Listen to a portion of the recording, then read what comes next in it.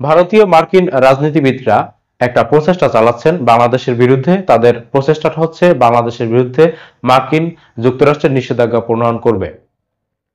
ভারতীয় মার্কিন নাগরিক বলতে ভারতীয় বংশোদ্ভূত মার্কিন নাগরিক যারা রয়েছেন তাদের কথা বোঝানো হচ্ছে এখানে। এই বিষয়টা নিশ্চিত হওয়া গেছে বার্তা সংস্থা পিটিআই এর একটা প্রতিবেদনের মধ্য দিয়ে। বার্তা সংস্থা পিটিআই কে একজন ভারতীয় মার্কিন রাজনীতিবিদ জানিয়েছেন যে তারা একটা প্রচেষ্টা চালাচ্ছেন বাংলাদেশের বিরুদ্ধে মার্কিন নিষেধাজ্ঞা প্রণয়নের জন্য। এই ভদ্রলোকের নাম হচ্ছে ডাক্তার ভারত বড়াই। তার ভাষ্য হচ্ছে বাংলাদেশে যে হিন্দু নির্যাতন হচ্ছে সেটা নিয়ে ডোনাল্ড ট্রাম্প ইতিপূর্বে যে স্ট্যাটাস দিয়েছেন সেটা দেখে তারা উদ্বিগ্ন হয়েছেন। সেটা দেখে তাদের মনে হচ্ছে যে ডোনাল্ড ট্রাম্প বাংলাদেশে হিন্দু নির্যাতনের বিরুদ্ধে যথাযথ ব্যবস্থা নিতে পারবেন, আর সে কারণেই তারা চাচ্ছেন ডোনাল্ড ট্রাম্প সম্পূর্ণরূপে মার্কিন প্রেসিডেন্ট হিসেবে ক্ষমতায় বসার পরে তারা বাংলাদেশের বিরুদ্ধে নিষেধাজ্ঞা প্রণয়নের কাজ করবেন। এবং তারা চাচ্ছেন যে বাংলাদেশে অর্থনৈতিক নিষেধাজ্ঞা দেয়া হোক, যেটার ধরুন বাংলাদেশে তৈরি পোশাক যে মার্কিন যুক্তরাষ্ট্রে রপ্তানি হচ্ছে সেটা বন্ধ হয়ে যাবে।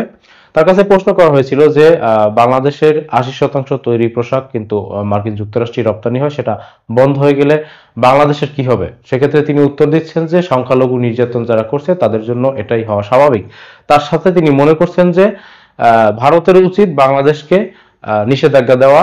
তার দাবি হচ্ছে যে এই পরিস্থিতি যদি চলতে থাকে তাহলে ভারত যেন বাংলাদেশকেও নিষেধাজ্ঞা দেয়। এখন প্রথম কথা হচ্ছে বাংলাদেশে আদৌ হিন্দু নির্যাতন হচ্ছে কিনা। বাংলাদেশে যা কিছু হচ্ছে বিগত দিনে বারবার বলেছি, আবার একবার বলছি, বাংলাদেশে শেখ হাসিনা পতনের পরে দুই একজন হিন্দু নেতার উপরে আক্রমণ করা হয়েছে। এটা কোনোভাবেই প্রত্যাশিত নয়, কিন্তু আক্রমণ হয়েছে। সেটা হিন্দু হিসেবে না, সেটা কমিউনাল অ্যাটাক না, সেটা শেখ হাসিনার ফ্যাসিজমের সাথে যুক্ত থাকার কারণে সেই হামলার তারা শিকার হয়েছেন। একইভাবে অনেক মুসলিম নাগরিকরা শিকার হয়েছেন হামলার। তারা প্রত্যেকেই আওয়ামী লীগের রাজনীতির সাথে জড়িত ছিলেন। এটা কোনো ধরনের কমিউনাল অ্যাটাক নয়। যাই হোক, এখন এখানে সরকারের করণীয় কি? প্রথম কথা হচ্ছে সরকার, মার্কিন যুক্তরাষ্ট্র যদি এই ধরনের একটা পলিসি গ্রহণ করে, এই ভদ্রলোক এটাও বলেছেন যে মার্কিন কংগ্রেসের মাধ্যমে তারা এই প্রচেষ্টাটা চালাবেন। অর্থাৎ এই প্রচেষ্টায় তারা মার্কিন কংগ্রেসকেও সংযুক্ত করতে চাচ্ছেন। তারা চাচ্ছেন যে মার্কিন কংগ্রেসে সর্বসম্মতিক্রমে বাংলাদেশের উপরে নিষেধাজ্ঞা জ্ঞাপনের সিদ্ধান্ত আসুক, সেই মর্মে তারা কাজ চালাবেন। ইতিপূর্বে বলেছি যে ভারতের বেশ কিছু সফট পাওয়ার রয়েছে, সেই সফট পাওয়ার কাজে লাগানোর চেষ্টা করছে ভারত, সেটারই বহিঃপ্রকাশ হচ্ছে এই বিষয়টা। সেই সাথে শেখ হাসিনার পুত্র সজীব ওয়াজেদ জয় ল বিনিয়োগের কথা বলেছেন। ভারতের বেশ কিছু লোকজন রয়েছেন যারা মার্কিন নাগরিক, ভারতীয় বংশোদ্ভূত মার্কিন নাগরিক, তাদের বেশ কিছু লবি ফার্ম রয়েছে, সেই ফার্মগুলো কিন্তু এই ক্ষেত্রে কাজ করছে। বিদ্যমান অবস্থায় বাংলাদেশকে স্থিতিশীল রাখতে হলে অন্তর্বর্তীকালীন সরকারকে দেশের সমস্ত খুঁটিনাটি বিষয়ে যেভাবে নজর রাখতে হবে, ঠিক একইভাবে মার্কিন যুক্তরাষ্ট্রের সাথে যোগাযোগের ক্ষেত্রেও নজর রাখতে হবে।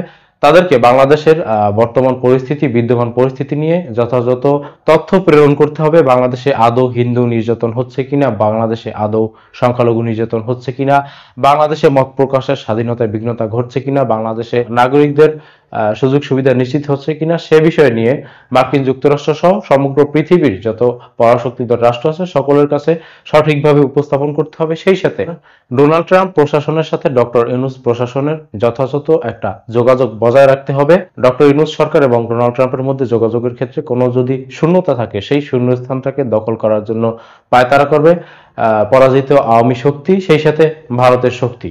মার্কিন যুক্তরাষ্ট্র যদি এই নিষেধাজ্ঞা বাস্তবায়ন করে ফেলে, ভারতীয় মার্কিন নেতারা যেহেতু চাচ্ছেন, এখানে অনেক বড় একটা প্রভাব কিন্তু তারা বিস্তার করার চেষ্টা করবেন। সেই বাস্তবায়নটা যদি হয়ে যায় তাহলে কিন্তু দীর্ঘমেয়াদে বাংলাদেশ বিপদে পড়বে। একটা নিষেধাজ্ঞা আসলে সেটা কিন্তু একদিনই পরিবর্তন হতে পারে না, সেটার জন্য অনেক সময়ের প্রয়োজন হয়, অনেক দৌড়ঝাঁপের প্রয়োজন হয়।